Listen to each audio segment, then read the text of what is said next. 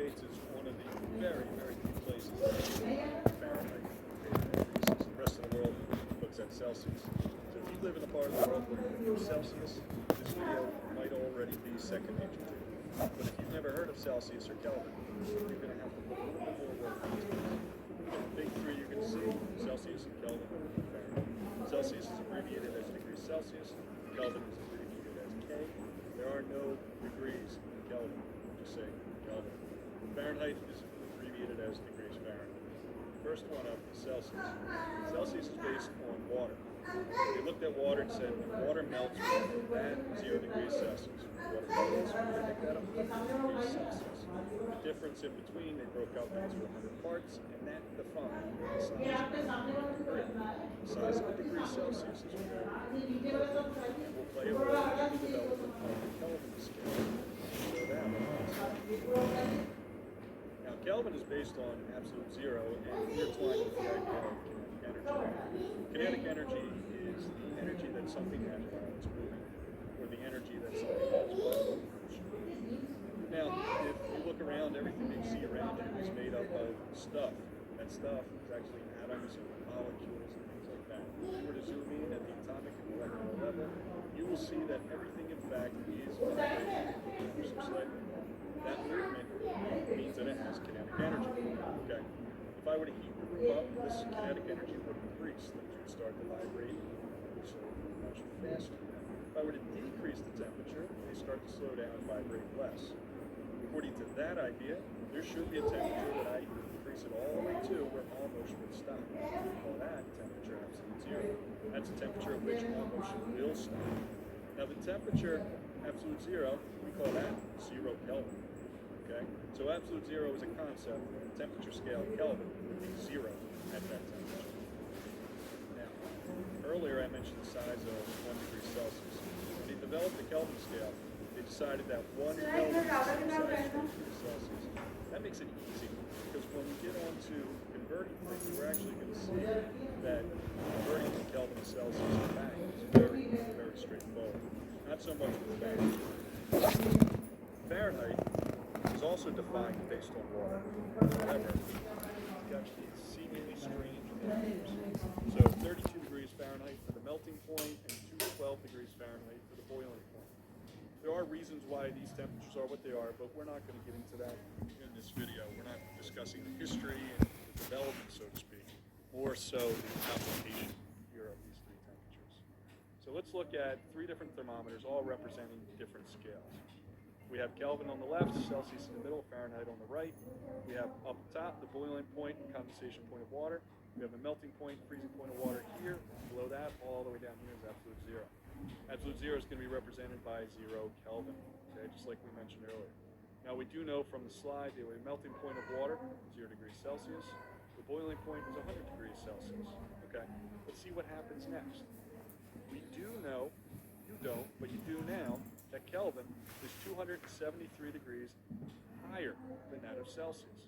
Okay, so if that's true, that means the Celsius 273 less than Kelvin. So coming down here, we're going to look at absolute zero in Celsius.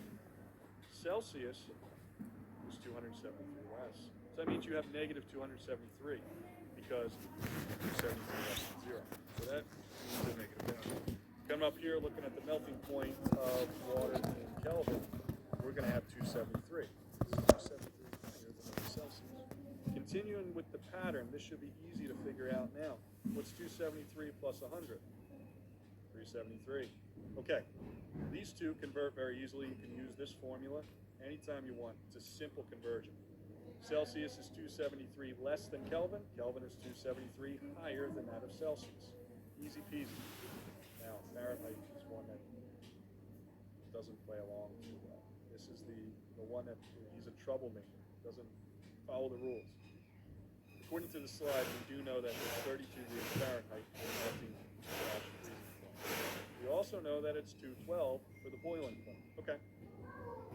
There is almost seemingly no connection between these temperatures here and these temperatures here. So to convert from one to the other actually involves getting out a graphing calculator or making a graph on paper and finding the y-intercept form of the line.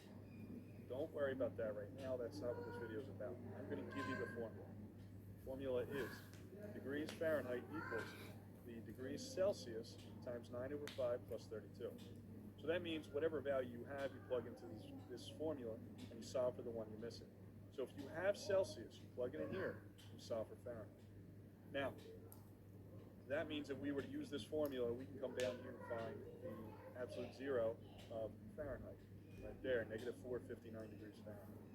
Okay, one more thing to notice is that there's only two formulas here. You have one from Fahrenheit to Celsius. You can use algebra to rearrange it if need be. We have one from Kelvin to Celsius. Again, use algebra. But we do not have a formula from Fahrenheit to Kelvin.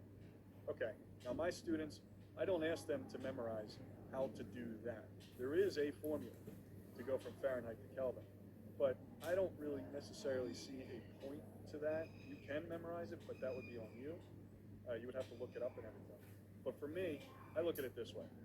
If I have two formulas and I can find out what Fahrenheit is, convert that to Celsius, then convert that to Kelvin, I do have a link from one to the other using only two formulas. So I only memorized two formulas. There's the third, like I said, but I don't ask my students to know it. I just ask them to use these two and go from there. Now, one thing to notice, if you look over here, this is the lowest possible temperature. This is the lowest possible temperature, and same thing here. These two can be negative. This cannot be negative. You will never see negative Kelvin. Kelvin is very streamlined and is based on zero. It's based on energy, and it's based on the kinetic energy. So you can never have anything less than zero energy. You can never have anything less than absolute zero. It's absolute zero. It's the lowest it can go. But for Celsius and Fahrenheit, you'll see negative temperatures all the time. Now, what I would like you to do, little example problem. I want you to use this formula here for Fahrenheit to Celsius. I'm going to give you a temperature. You're going to pause the video, and you're going to try it. And then there's going to be an awkward pause while you're staring at the screen waiting for me to come back. Okay. The temperature I'm going to give you is negative 40 degrees Fahrenheit. Negative 40 degrees Fahrenheit. Solve for Celsius. So you're going to have to do some algebra and rearrange. You're going to pause the video.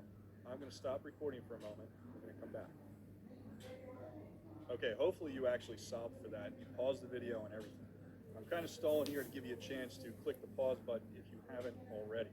So again, the question was negative 40 degrees Fahrenheit. What is that in Celsius? Now, if you did the work and you did it correctly, you might be surprised to find out that negative 40 degrees Fahrenheit is equal to negative 40 degrees Celsius. It's the only temperature at which they match. Negative 40 degrees Fahrenheit is the same as negative 40 degrees Celsius.